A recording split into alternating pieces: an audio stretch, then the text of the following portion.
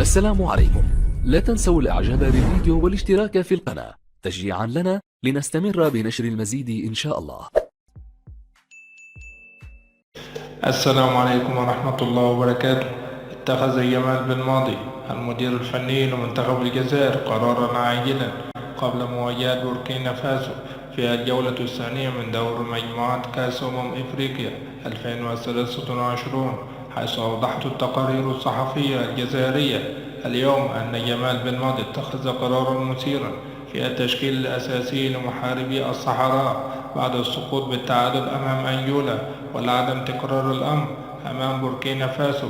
وتمت الإشارة أنه من الممكن أن يجري بالماضي تغييرات على مستوى خط وسط الميدان بعد الأداء المتواضع في المواجهات السابقة أمام أنجولا، حيث أن بالماضي سيقوم باستبدال يوسف عطال باللاعب كيفن جيتون، ويحتفظ بنفس اللاعبين في خط الدفاع، واستبدال نبيل بن طالب بزميله رامي الزروقي في وسط الميدان.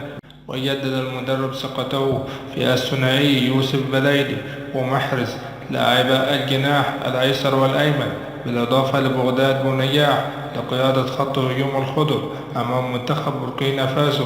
والسلام عليكم ورحمة الله وبركاته.